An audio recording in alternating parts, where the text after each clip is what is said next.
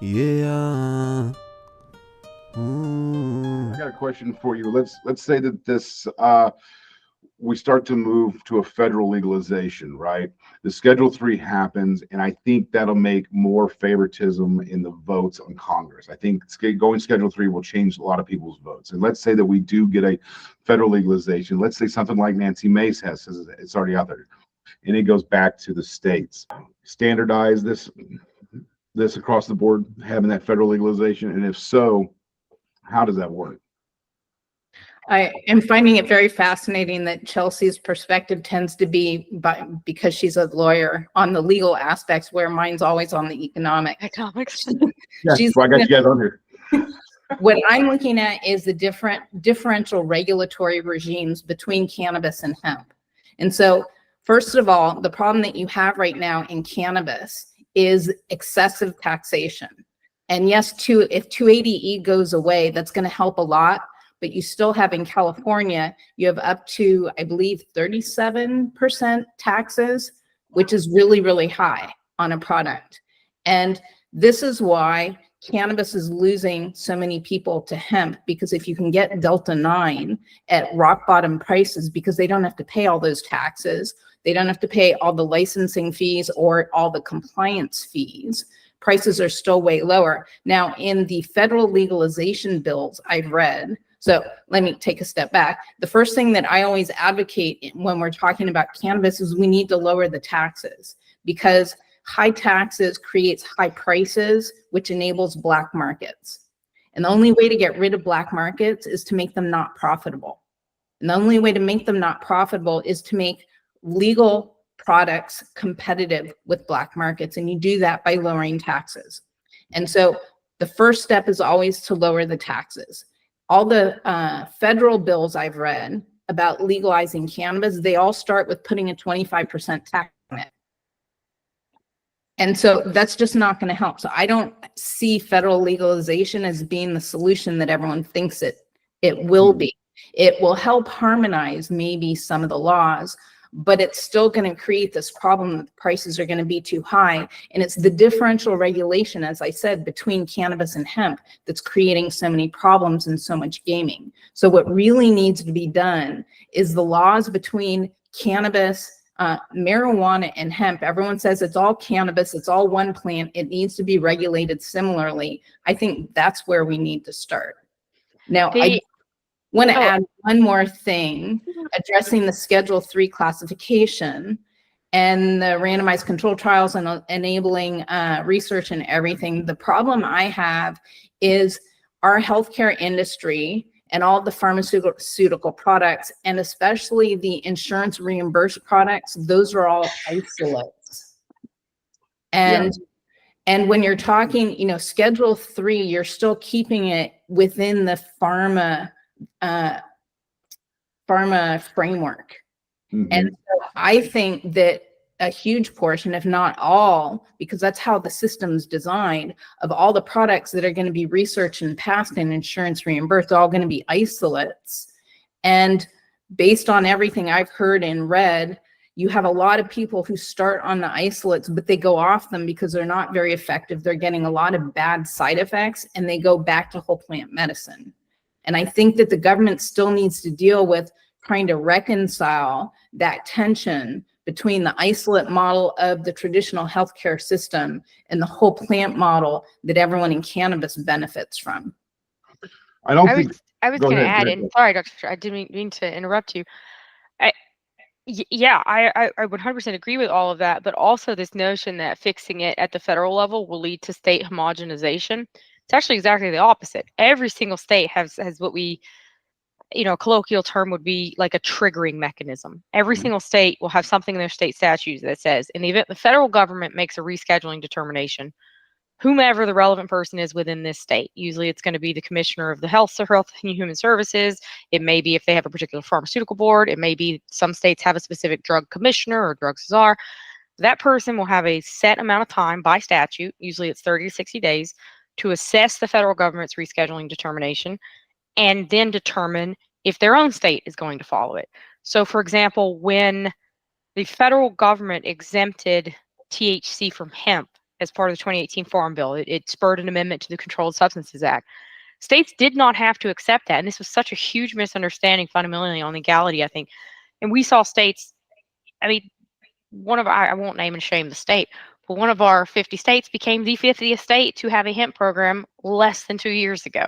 And it still remains a felony within that state to possess CBD. And people always say, oh, federal law, federal law, federal law. This is one of the most complicated areas. People who go to law school and don't specialize in this area still don't understand it. Preemption is a very, very, very complex area of law. But the Farm Bill is very clear. It does not preempt state law. It sets the floor. The state can set the ceiling. So if tomorrow, for example, Florida wanted to say, we've had enough of this, we're getting rid of it, they can go back to making hemp-derived THC a Schedule I substance in the state of Florida, presuming they go through the proper, obviously have to pass legislation or amend the scheduling order. And that's what I think people don't understand, because even bumping it down to Schedule III, it's not going to clear up it's not going to clear up the tension between the two industries. It's not going to give guidance to states. We're still going to have a hodgepodge of 50 state regulations. Each state then has to address it from a pharmaceutical perspective as well. It will be many, many years before we even remotely see, and I'm hesitant to even use the term homogenization, but some form of comprehensive regulations that may be industry applicable. I want to clarify, I misstated that because I didn't mean that the laws regarding legalization would be homogenized. I'm thinking of another huge problem that we have in the industry right now, and that's lack of standards for, say, testing. Yes. How do you do it? What equipment to use? What are the SOPs for conducting a test, so that if a lab test is run in one state, you're going to get the same types of outcomes as you get in another state? And so I didn't mean the legalization laws. I meant.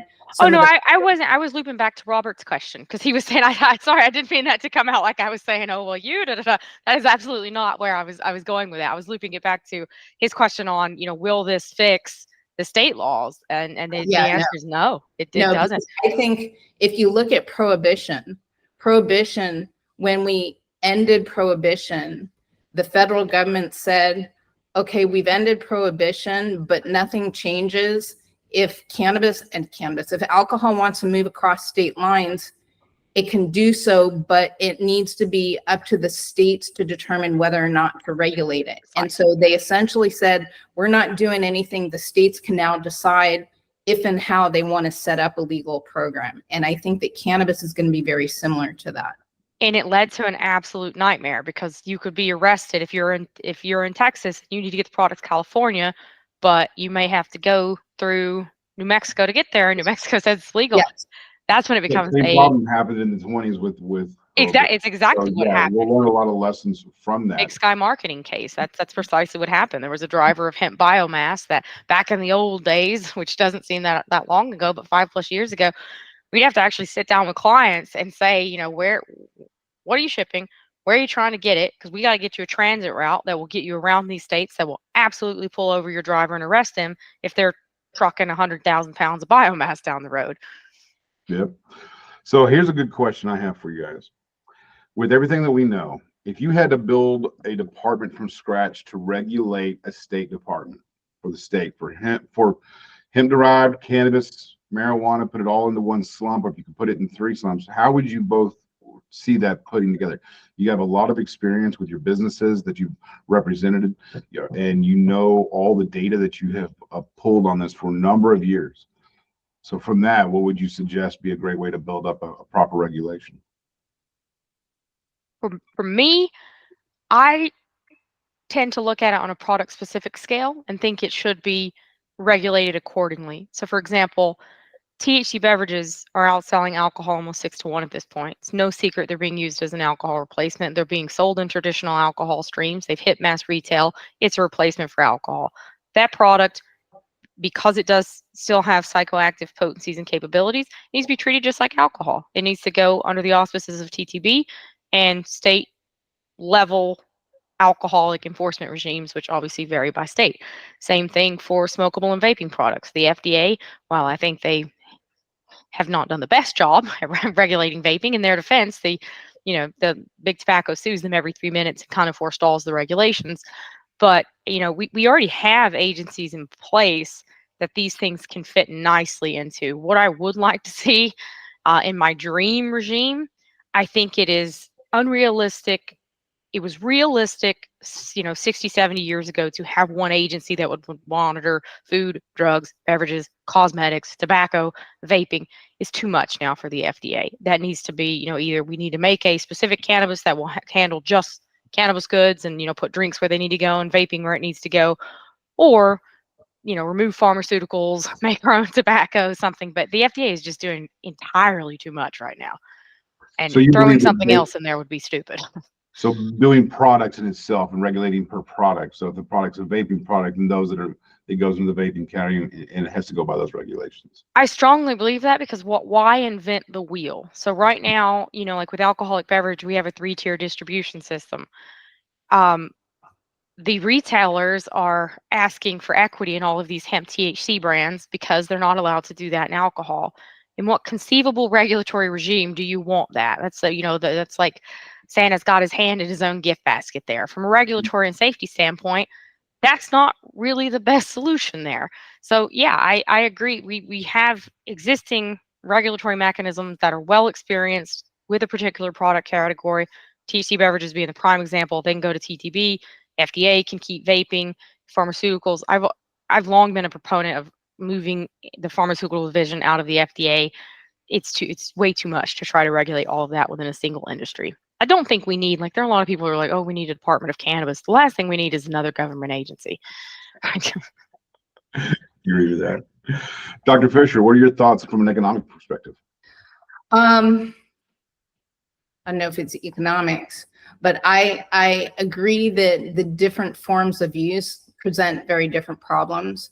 I think I come at it, first of all, from 2 basic points: a safety and a transparency.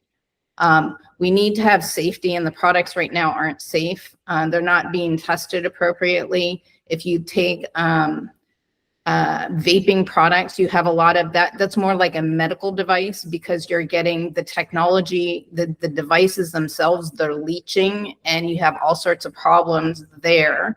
And the FDA, as Chelsie was saying, is very well prepared to deal with those as medical devices. I don't know if we want to actually classify them as medical devices. One of the problems I have right now with the FDA is how long it takes to approve everything. And when you go through the process of having anything approved by the FDA, that means it takes much, much longer, and it adds a 0 or 2 to the price. And no one wants vape cartridges that are like, $300 or, $1,000 a piece, which would happen if you start to bring in kind of the medicalization of it. So while I do think we need some sort of FDA oversight, I don't like it to be like the pharma model. But we need to have testing. We need to get out of the products all the pesticides, heavy metals. The yeast and mold is a huge problem that all needs to be dealt with. We just saw flower tests from a huge retailer in Austin. Two of the flowers that were purchased from kind of a behind the scenes testing came back with live aspergillus. Somebody with asthma, somebody with a pre-existing respiratory condition smokes that, they can die. That's a huge problem. Now, the other thing is transparency of information. If we have so many people out there now who have food issues, they have substance issues, and if you go to any sort of product in the grocery store, you have all the lists there. So if you happen to be allergic to shrimp, it's right there on the label, and you can see it and you can avoid that product. There are a lot of people who have problems with, say, myrcene, so they want to see it on the label. Or increasingly, cannabis companies are adding and also hemp companies into all the gummies and stuff. They're adding other ingredients, other natural ingredients, and a lot of people have issues with those, and they need to know what's in there. Now, people say, well, it's a proprietary formulation, I'm not sharing. No, that doesn't really work. It doesn't work. It's your mama's barbecue sauce. So, again, it's the safety and transparency that I think really need to be addressed. I do think that and the government needs to figure out a way to classify psychoactive ingredients appropriately, so people don't keep gaming it and they don't say THC and someone comes up with something else that's not THC but still psychoactive. So they need to have some sort of determination of what's psychoactive, and if the product has psychoactive ingredients in it, then I think that there really do need to be age limitations with exceptions for medical use or whatever. We're working on that at the federal level, but defining psychoactive is so abundantly difficult because CBD can be psychoactive to some people. Right. So it's so funny you say that, because that is like the crew of the problem, is defining psychoactive. And what you expressed as kind of the next fear is this industry has been remarkably adaptive. They're almost as adaptive as big tobacco. If the next bill comes out and couches psychoactive solely in the terms of identify cannabinoids like, THCA when subjected to heat, THC, Delta 9, Delta 8, blah, blah, blah, blah, within 30 days, we're all going to be hearing about some brand new semi-synthetic or synthetic cannabinoid that is exactly the same thing. And then we go back to this age-old tale as old as time. Is it legal if it requires isomerization or conversion from the original plants and the hemp argument, yada, yada, yada. Yeah. We're trying to fix it, but that is so difficult. But I could not agree more strongly with Dr. Fisher about the regulatory issues, because if your product is properly regulated under federal law, if I want to make a food product today and put it into, Walmart, I have nutritional fact panel, ingredient disclosures, mandatory allergen disclosures, minimum font size on some of these disclosures that I must comply with to put my product into interstate commerce. Because the FDA came out with its stance saying, well, THC and CBD can't be included into these products, they're illegal, therefore they are adulterated and misbranded, throw up our hands. For a period of now 6 years, these products have been eligible to be sold in commerce to an extent. There are state laws that do attempt to incorporate some FDCA provisions. You can put out a hemp gummy that contains a high amount of MCT oil, which will make me break out in hives and my throat close, and not put that on the label. So, for example, my clients, I will not represent you if you do not voluntarily put on a nutrition facts panel and a proper ingredient disclosure. And I have a slew of mandatory warnings that you're going to put on that label for me. But what we see is, and you can actually track state data, and this is more on the data and economic side for me, but it's very fascinating to me because you can look at poison control incidents and hospitalizations in most states broken down into an age range, like 0 to 5, 5 to 10, and you can watch the evolution of the hemp industry. When it was just CBD, it's tracking, they got like 30 years of call or 30 calls a year. Then when Delta 8 hits, it starts to go up. Then when THC 8 kind of goes down because kids aren't going to be smoking a bunch of flower. Then high potency Delta 9 hit, and we saw here in Texas alone, 108% increase in cannabinoid dosage incidents in the 0 to 5 age range. You can track that across every single state, because without these regulations, if I'm selling something under federal law, for example, that will be harmful to a child, and I won't get into the specifics, but there are mandatory regulations for certain products that I must ensure go in child resistant packaging, and not just child resistant certified. I mean, there are agencies that review these things, and I have to put my product in that. But we have hemp companies that make a 75 milligram Fruit Loop cereal bar that parent then leaves sitting on a bar. Well, 3-year-old's not going to eat that. Yeah. It's insane to me. We desperately need age limitations. We desperately need better disclosure regulations. There are people also who, this is our language. We speak it every day. We know that THC from hemp is, I would say, not genomically, but biologically the same that would be derived from cannabis. You're looking at the same analytic structure there. But what we don't see on the consumer side is people are wholly unaware of what they're putting into their bodies sometimes. So somebody may go see a segment on the Today Show that says THC is great for back pain. So then, the local firefighter chief goes to a shop and says, hey, I heard this THC was great for my back pain. Let me try it. Then he gets drug tested. And he doesn't know that he's going to lose his job. And we don't have regulations that cover that because there's no disclosure obligations that say, hey, you must put on your package, use of this product may result in a positive drug screen. Kentucky was the first state in the nation that I have required my clients to put that on 10 plus years at this point. And Kentucky was the first in the nation to finally adopt regulations on that, because sometimes and I don't mean this in a flippant way, I guess I do, but consumers can be very stupid. That's the most direct way that I can say that. Somewhere you've seen a warning on something, it's because somebody did it. So Mhm. without regulations that tell these companies, you must say that this product contains coconut oil. You must say if it's made in a peanut facility, that can kill somebody. There's so many of these candy companies that are cross-contaminating products right now. And if again, 3-year-old child sees that cereal that was run on the same line as chocolate covered peanuts the day before, somebody's gonna kill somebody pretty soon in this industry if we don't get regulations. And I hate to be like the doom and gloom person. I feel like I always am of the industry, whereas some of my counterparts running around like, yeah, it's all legal, big cannabis, we're gonna take them down, yada yada. No, we need legitimate regulations to treat these things like legitimate consumer products. I think we also need serving sizes. So, Yeah. like you can't get a gummy that has 150 milligrams in it. And why is somebody I making a saw- gummy that's I saw a 100? beverage, a cannabis beverage that had 100 milligrams of THC in it. And I said to the person, I'm like, really? They're Why? like, well, you just take a sip. I'm like, no, a can is a single serving to most people. Yeah. You don't put 100 milligrams of THC in it. And see, so oh my God, you're hitting the nail on the head here. This is my my gripe with this industry. I wish I had a can here because I would name and shame. In the beverage industry, what we're seeing is because they want to get on mass retail shelf, they are quasi-voluntarily complying with what normal beverage regulations you would see. But I just drank a beverage last night that when I look at the serving size, I just happened to glance down at the can and I'm like, two grams sugar. That cannot be right. Because again, I know more. I can formulate a hemp beverage. Like I can sit here and tell you based on what emulsion you're using, whether you're going to have some high acidification issues. So I intimately know these things and was like, this is not right. So I start looking at their very small nutritional facts panel.